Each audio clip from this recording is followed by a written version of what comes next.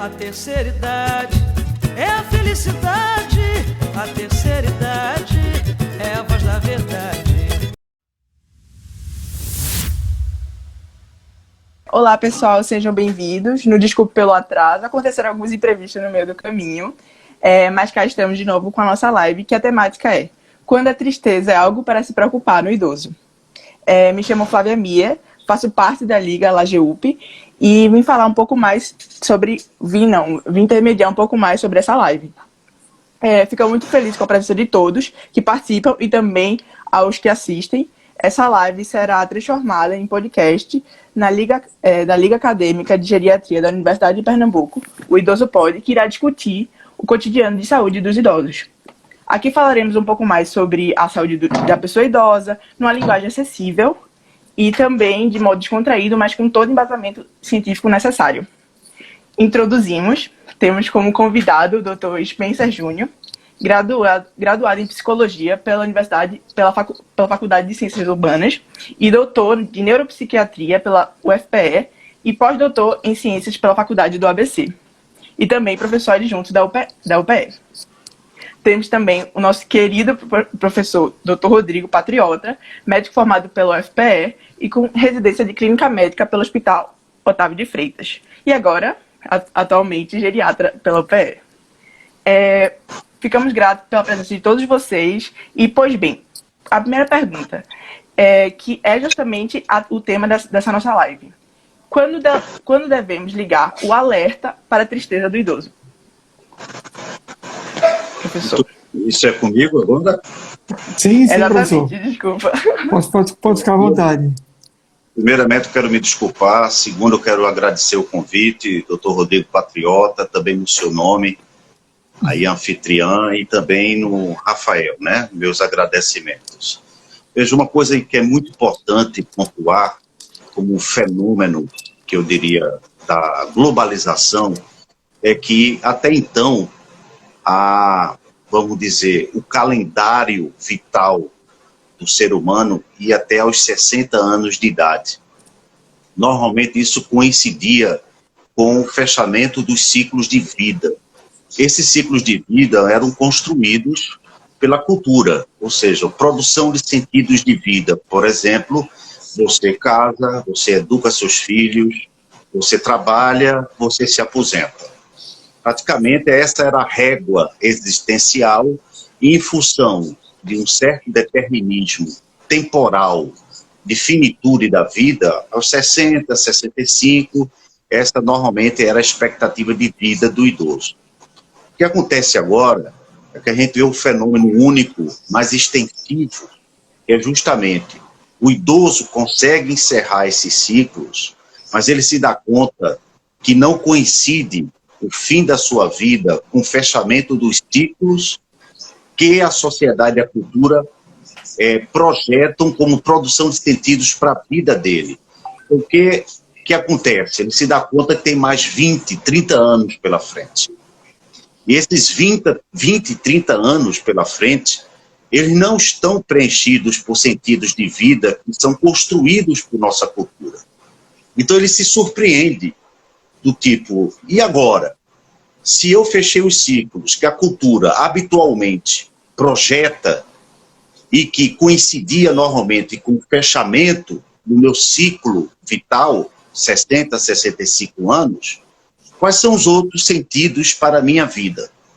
Porque eu tenho mais 20, 30 anos.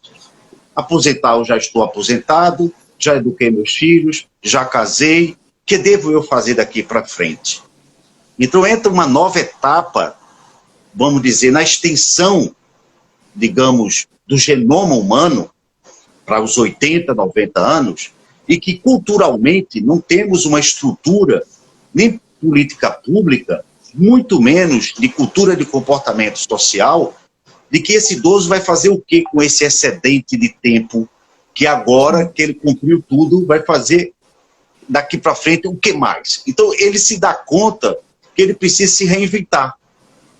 E é justamente nesse de ganho de anos, conjuntamente com perda de sentido de vida, que eu penso que começa ele a experimentar essa tristeza. E essa tristeza, ela tem uma relação com o balanço de vida. Normalmente, nós temos dentro da história evolutiva uma peculiaridade cognitiva que é se autoavaliar o tempo todo. O indivíduo vai chegando nessa faixa etária, ele faz um balanço. Se esse balanço for positivo, usando o pensamento aqui de Ortega y Gasset, que é um filósofo espanhol, no fundo nós temos alguma coisa chamada consciência insubornável. Ou seja, no final das contas, a consciência vai nos estimular a fazer uma avaliação, um balanço geral do que nós fizemos em nossas vidas. E muitos desses idosos se dão conta que deixaram para trás muitos projetos. Então seria uma oportunidade, já que ele tem 20, 30 anos pela frente, de trabalhar o resgate desses projetos que não foram possíveis de serem concluídos em função de uma escala de prioridades, e ele pode resgatar agora para poder lidar com esse vazio que fica do que eu vou fazer com as próximas décadas de minha vida. Então, a tristeza, ela sinaliza um balanço geral de vida, e a tristeza tem uma origem também, como esse fenômeno, vamos dizer, atípico em função do tempo que nós ganhamos, no excedente das décadas que temos na condição do envelhecimento, que é não apenas o balanço, mas o que é que eu vou fazer daqui para frente, exigindo dele uma reinvenção. Só que a natureza humana, neste caso, ela não está apta para reinvenção e finais de ciclo de vida. Reinvenção são processos cognitivos de início de vida. E aí que o idoso ele se surpreende mais ainda. Então a tristeza é originária disso. Se nós formos pesquisar, por exemplo, a origem da palavra tristeza, vem de tristícia, que tem um casamento com a semântica cansaço. Tanto que a tristeza passou a ser mais estudada nos mosteiros medievais, porque é a chamada doença do mosteiro, o chamado demônio do meio-dia. Por quê? Porque quando os monges se isolavam, eles passavam a sentir tédio, não tinham o que fazer. Então, esse tédio, que quer dizer também uma corruptela, digamos, da semântica da palavra tristeza, que vem de cansaço, que vem de traidere, que se convertendo seria tédio no final, significa o seguinte: o indivíduo começa a se entristecer porque começa a se entediar porque não tem o que fazer. Então o isolamento passou a ser o predicado principal de análise de tristeza a partir do século medieval, anteriormente marcado pelo tratado hipocrático dos 4 humores, dentre eles a melancolia, como o excesso de bile negra. Veja que coisa curiosa, onde é que eu quero chegar. Já partindo da época medieval para o Renascimento, é resgatada uma concepção diferente da que tínhamos de Hipócrates, de que a melancolia era um estado de doença, para a concepção aristotélica de que ele estimulava que a bile negra, numa quantidade certa, era suficiente para produzir genialidade e sensibilidade artística. Então a melancolia e a tristeza passavam a ser cultivadas como uma forma de autossuperação, de sublimação artística, de genialidade intelectual. Somente os espíritos melancólicos podem ver a face de Deus, diz algumas inscrições de Leonardo da Vinci, e uma famosa figuração dele, ele faz um casamento entre tristeza e alegria, só que uma de costas para outra, porque uma está sempre entrelaçada à outra, mas não pode se olhar face a face, porque tristeza não convive ou não coexiste com alegria. A maneira da concepção de Spinoza, né, quando ele diz, na verdade só existe um afeto originário do espírito humano, que é a alegria, e o seu contrário, que é tristeza. Tudo mais não passa de uma simples modificação. Medo, felicidade, outros fenômenos afetivos. Então, o que eu quero colocar para vocês é, dependendo da época, a concepção de tristeza faz diferença no tratado da psicologia do envelhecimento. Por quê? O idoso está lá, 65 anos, tem mais 30 anos pela frente. Se ele se isola, então ele vai ter a experiência do mosteiro, da tristeza como doença do demônio do meio-dia. Então ele precisa ter contato social. Então um dos protocolos, digamos assim, de fazer com que esse idoso se reinvente nos seus 30 anos excedentes, é criar uma sociabilidade mais integrativa. Ele precisa sair do seu mosteiro de dor. Segundo, eu preciso ressignificar a tristeza. O que aconteceu na nossa cultura? Houve um banimento das emoções difíceis que passaram a ser classificadas como emoções negativas. E não é. Emoções difíceis não são emoções opostas à nossa natureza, são complementares. Tem um trecho de Rubem Alves muito interessante que eu gosto, quando ele diz: ostra feliz não faz pérola. Ou seja, justamente porque a ostra é invadida por um grão de areia, que ela desenvolve como reação imunológica substâncias que produzem a pérola como resultado. Então, as pessoas que sabem responder à sua tristeza podem confeccionar grandes pérolas de alegria. É curioso pensar que a nossa sociedade ela se organizou dentro de um ceticismo asséptico e não imunológico. Ou seja, nós criamos a neurose de controle da natureza humana e a bifurcamos a maneira cartesiana, corpo e espírito, como se fossem coisas separadas, uma hierarquização entre o cérebro e o corpo. Estão integrados. E aí, que essa concepção de tristeza também contribui para que o indivíduo se entristeça porque está triste, ou que não saiba lidar com a tristeza. Então, as emoções tristeza, raiva, medo, são processos emocionais da história evolutiva humana que trazem dados evolutivos riquíssimos. Então, o indivíduo instruído nesse capítulo de que a tristeza faz parte do processo de fortalecimento do seu eu, o que é que ele vai fazer também? Ele vai estudar o que causa a sua tristeza para ter uma ação correspondente contrária e demovê-la, e não bani-la ou colocá-la debaixo do tapete. Então, o que acontece, a evolução para a depressão, muitas vezes, é o indivíduo não reconhecer a tristeza como estágio de aprendizagem e produção potencial de criatividade. Eu escrevi um livro que foi prefaciado por Antônio Peregrino, que é o meu grande amigo, e vocês o conhecem muito bem, intitulado, em 2008, Tristeza, a Face Oculta da Felicidade, onde eu propunha justamente isso, né? A versão asséptica da natureza humana, que é uma ideia da neurose da nossa cultura, né? E da arrogância da nossa ciência, é ter o controle da tristeza, superestimando as qualidades humanas.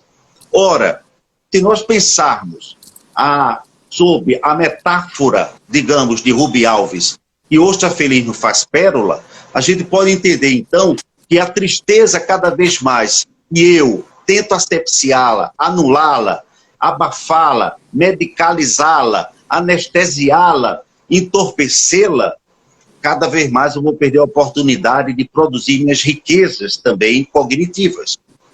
Tem uma frase muito interessante que eu gosto muito de um filósofo francês chamado Mirabeau, quando ele diz: a vida é boa demais para esperarmos dela apenas a felicidade.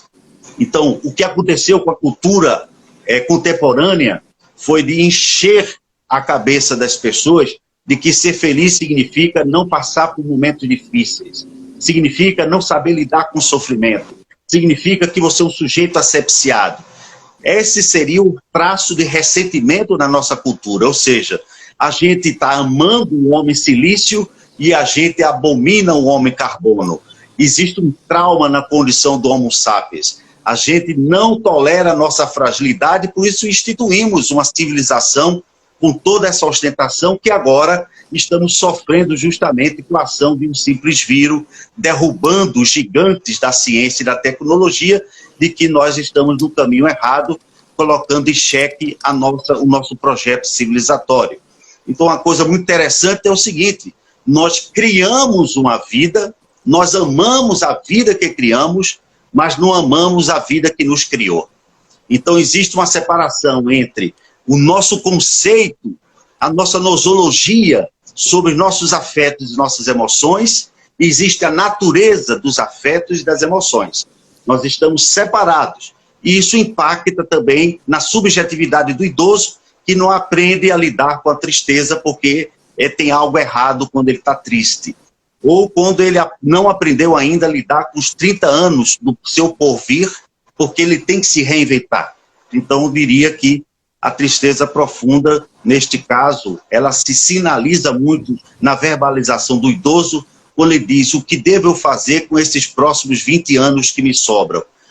Também está sinalizada no isolamento, em função de ele não conseguir se enquadrar nos padrões que se auto-atualizam rapidamente, a maneira como eu aqui quase naufraguei numa tentativa atualizadora de um simples aplicativo como o Instagram, entendeu? Então, esse idoso, eu quase estava me sentindo excludente do processo. Disse, nossa, eu estou na marginalidade, né? Então, veja o idoso passando por isso em situação de escalas maiores. Ele também sofre dessa situação.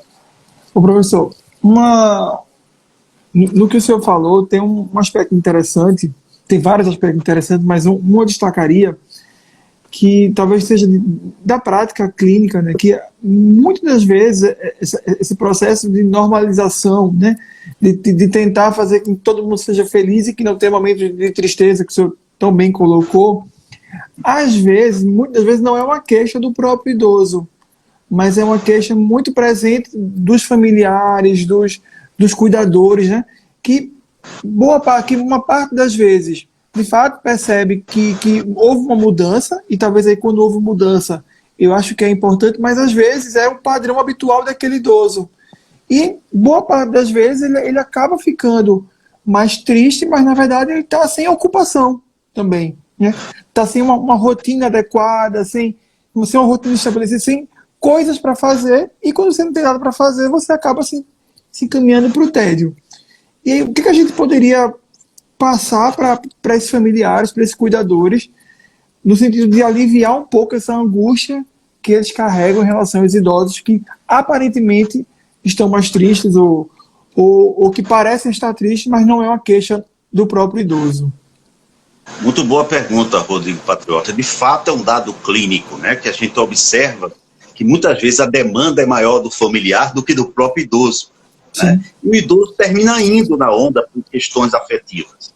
Eu me lembro de uma pergunta que um repórter fez a Ulisses Guimarães, em 1988, quando Ulisses Guimarães estava se preparando para a candidatura de 1989, as eleições de 89, Fernando Collor, Lula e outros presidenciáveis. O repórter perguntou o seguinte: Ulisses, você já é um homem quase octogenário, o senhor não acha que está um pouco velho para poder se candidatar à presidência? E ele respondeu com muita sapiência. Ele disse: meu jovem, Adenauer, o grande estadista alemão, levantou a Alemanha aos 84 anos, enquanto que Nero, aos 27, colocou fogo em Roma. Então não é uma questão de idade, é uma questão de vitalidade. Então o que eu vejo tentando responder a sua questão, patriota, que é o seguinte: existe uma concepção, digamos, bastante fantasiosa das pessoas sobre idosos. A gente aprendeu isto nas figuras de animação, de desenhos, a gente aprendeu isso em revistas de quadrinho, o idoso com a bengala, o idoso é o coitadinho. Então existe uma cultura de infantilização do idoso. Você chegou nessa fase valetudinária, né, um pouco mais provecta, digamos assim, as pessoas começam a achar, os familiares, que você tem que ficar sentado numa cadeirinha de balanço, olhando o dia inteiro aqueles canais de televisão intermináveis. Então essa infantilização vem da ação projetiva dos seus familiares, que o idoso não se sente nessa condição. Então eu penso que a imagem sobre o idoso torna-o envelhecido pelos seus, mais do que a sua real condição de potência cognitiva. Então você está certo nessa observação. Eu diria que a instrução em relação aos familiares, tentar fazer uma adequação ao seu real potencial, é a melhor forma de levá-lo ao florescimento. Nós temos conceitos aí, números, você sabe muito bem, neuroplasticidade, por exemplo, novas aprendizagens, que o idoso está apto a isso. Mas se você tem uma imagem congelada, preconceituosa, hermética sobre o idoso, então a ideia é comparativa, que o idoso é frágil, o idoso não consegue mais. Se eu vir que o meu avô está saindo de casa, eu já me preocupo, porque eu acho que ele vai levar uma queda, vou ficar aqui na cadeira de balanço, não se levanta, eu vou ligar a televisão. A gente não quer levar o vovô para a universidade, porque acha que ele não aprende mais, porque ele já está com a cabeça cheia de coisas. Então eu vejo que a concepção de envelhecimento na cabeça dos familiares é maior do que o envelhecimento que seus idosos sofrem. Então, a ideia de preconceito, de uma infantilização. Então, eles tentam infantilizar. E, muitas vezes, o idoso, né? Se a gente colocar uma pessoa, digamos, dentro de uma cela entre prisioneiros, por muito tempo, ele vai se sentir como um prisioneiro. Então, se a família, por muito tempo, dá aquele tratamento de um idoso como infantilizado, incapacitado, não pode fazer isso, não pode fazer aquilo, ele termina assimilando e internalizando aqueles processos. A não ser que seja uma personalidade muito resiliente e sobreviva, né, digamos assim, a essas demandas familiares. Mas eu vejo muito isso, uma ação infantilizadora da família, que merece uma instrução, merece de fazer uma releitura, digamos, sobre as reais condições do seu idoso e compatibilizar com atividades desafiadoras. A gente não pensa o idoso como susceptível a desafios, a gente pensa o idoso como fase terminal de vida. Tá bom ali, fica em cima da cama, a gente vai só protegê-lo, parece um bebê às avessas. A gente não pensa o idoso ainda com esse potencial ativo. Professor, sim. E uma dúvida que, de acordo com tudo que acontece, que é, de fato, como o senhor pontuou, que de fato, os acontecimentos da vida e também o fato de tratarem, muitas vezes, os idosos infantilizando, como surge o papel da psicologia com a família, junto com o idoso, como é que pode, de fato, atuar com eles? O papel deles. Eu vejo um ramo da psicologia contemporânea perigoso em dois segmentos, tá?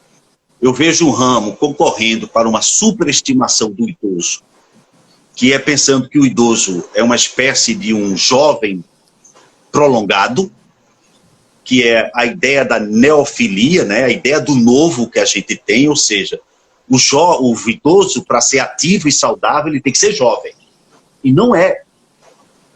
Eu não estou de acordo que o idoso, ou a terceira idade é a melhor idade. Eu acho que a melhor idade é aquela que você vive.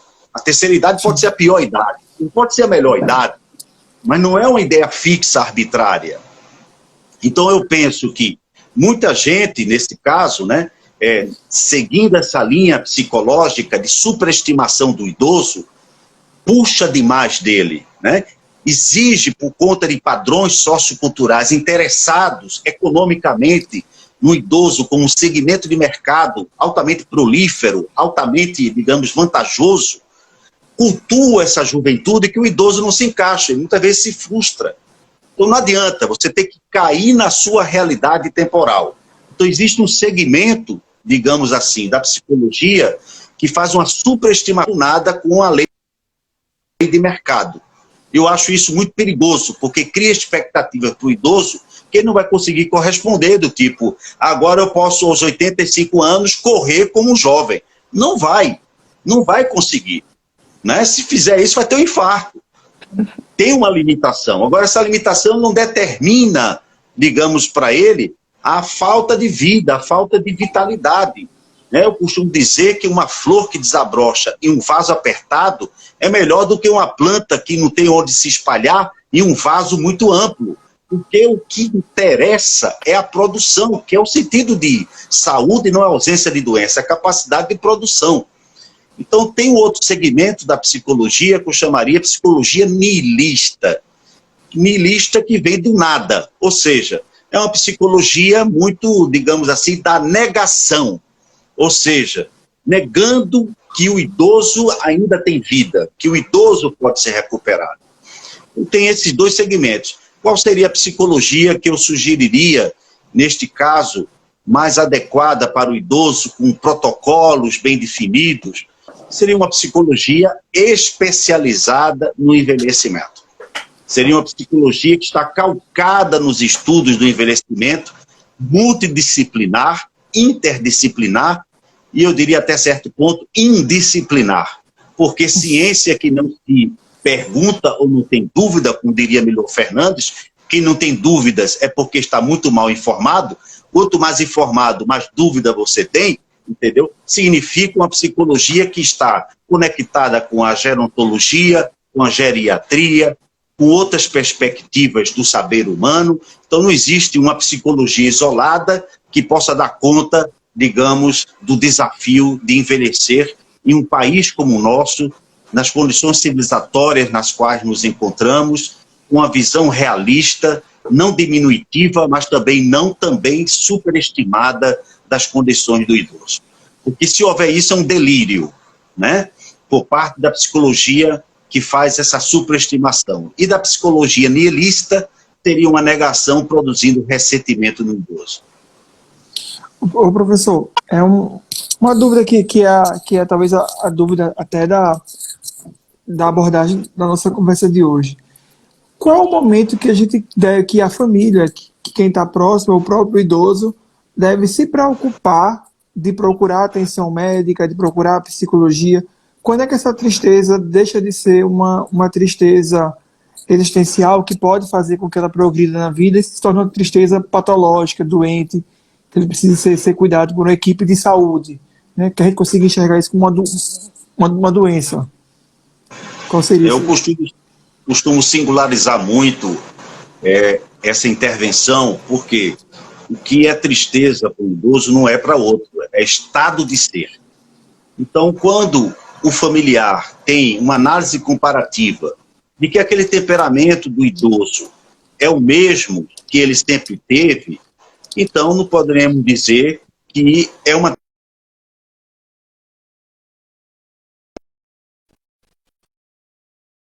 faz parte da natureza dele.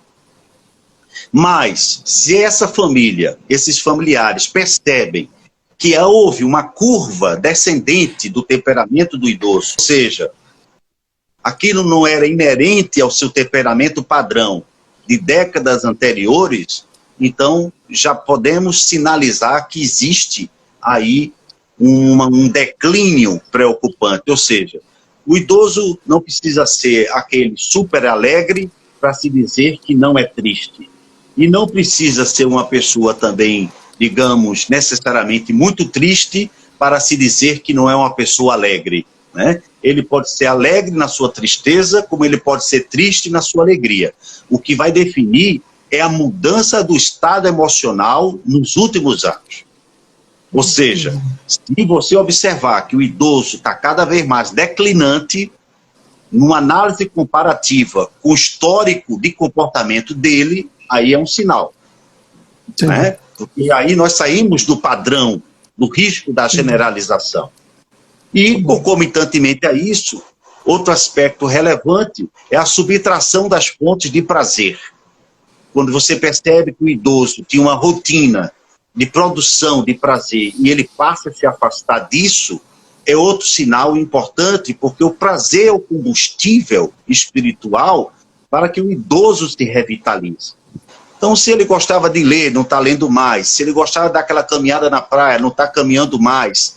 Se ele gostava de conversar à noite sobre, digamos, o capítulo de uma novela e não está fazendo mais. Se ele está passando mais tempo no quarto do que comumente era, então são sinalizações de mudança de comportamento. E aí, mudança de comportamento de declínio é caracterização de uma tristeza que está se instalando, e a tristeza perpetuada é um prelúdio para o quadro depressivo. Professor, pronto. Pegou? Tá.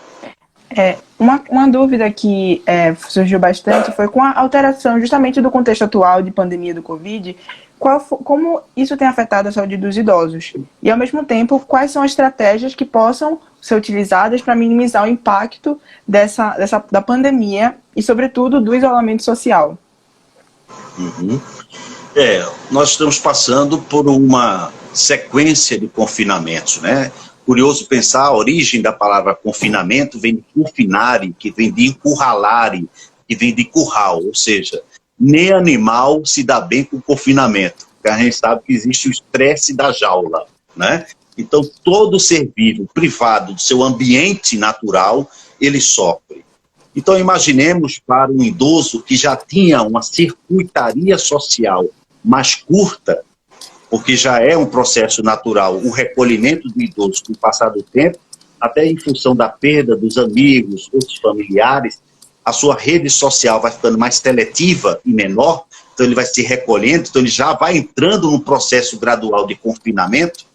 Esse confinamento arbitrário e radical acelera todos os processos de que, conjuntamente com aquilo que ele já estava sentindo, consolida para ele uma experiência de perda sem direito a luto em vida, muitas vezes. Então, o confinamento, que é uma experiência ruim para todos nós, para o idoso fica mais acentuada, até porque muitos deles não têm a habilidade de usar a internet e ficam privados desses contatos, diferentemente das classes mais jovens, né? Eu costumo dizer, uma coisa que a gente pode aprender com os jovens, os idosos, é a tecnologia.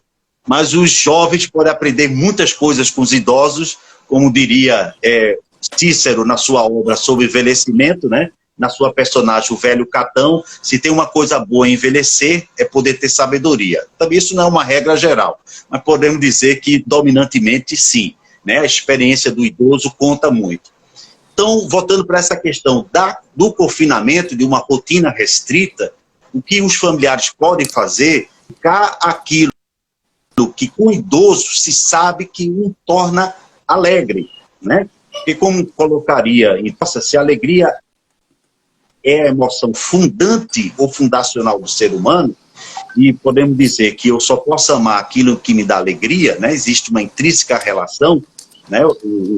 O São João da Cruz tem um verso muito interessante em um de seus poemas que diz o seguinte: o que tu amas, nisso te converterás. Ou seja, aquilo que você sabe que o idoso ama, otimize em círculo fechado, né?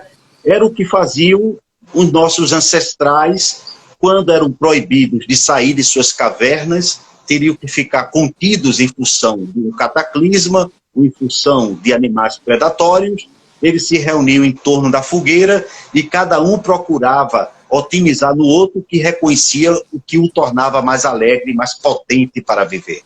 Então, o reconhecimento da história, o conhecimento da história do seu idoso, sabendo aquilo que o fortalece, suponhamos, ele adora ler Shakespeare, vamos ler Shakespeare para o nosso idoso.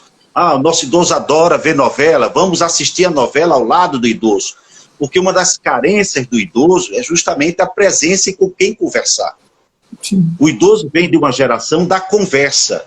Nós estamos numa geração da não conversa, mas da tagarelice, né? Tanto que o vernáculo vem sendo subtraído. Outrora nós dizíamos, referência o outro, vossa mercê, depois passou para você, depois passou para VC ou GC, né? E talvez alguém ainda converse com o outro sem nenhuma referência ao outro, né? Então, na medida que você diminui a linguagem, você encurta a sua emoção, porque você se incapacita de expressar seu ser, como diria o filósofo austríaco Wittgenstein. Os limites do meu mundo têm uma correspondência com os limites da minha linguagem.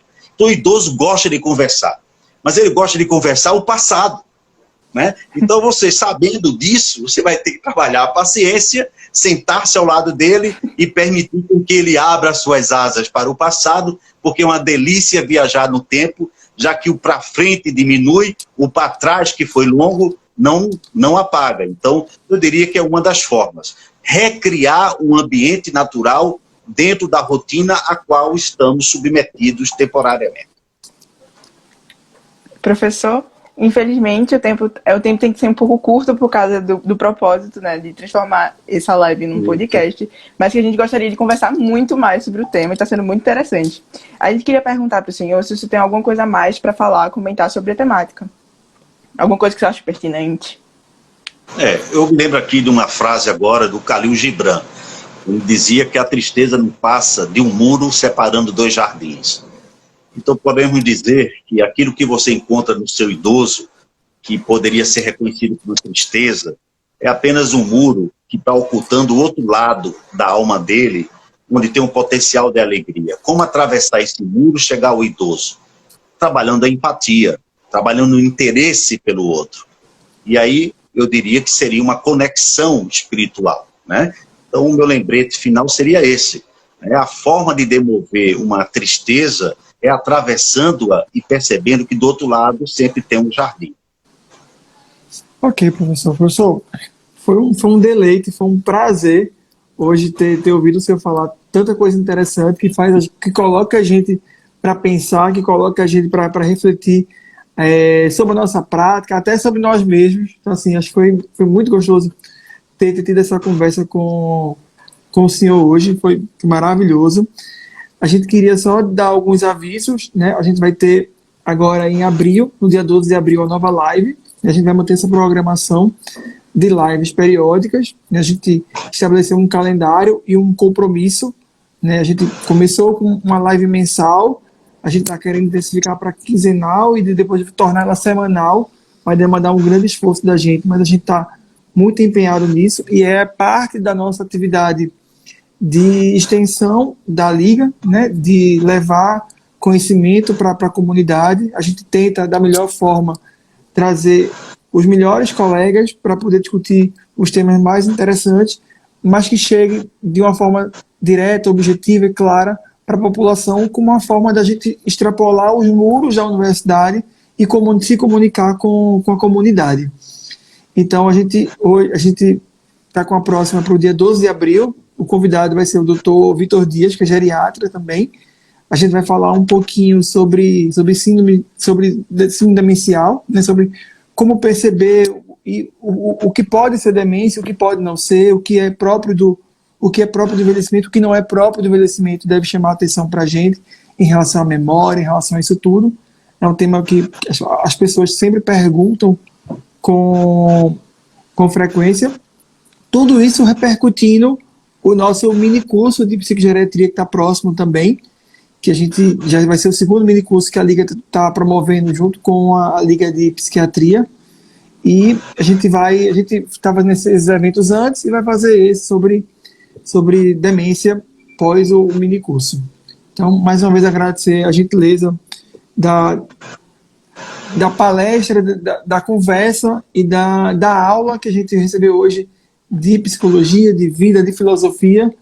Realmente a gente ficou bem encantado. Eu que agradeço e parabenizo a iniciativa de vocês. Obrigado, professor. Professor, é uma honra receber o senhor aqui. Queria falar para o pessoal que está assistindo que o nosso podcast pode ser acessado pelo Anchor, pelo Breaker, enfim, vai ter outras plataformas, a gente vai avisar por aqui. E gostaria de me ficar muito grata, a nossa imensa gratidão ao professor Spencer e também ao tempo do professor Rodrigo Patriota. E e ficamos muito gratos, gente. Acho que por aqui estamos finalizando. E muito obrigada pela presença de todo mundo. Tchau, tchau.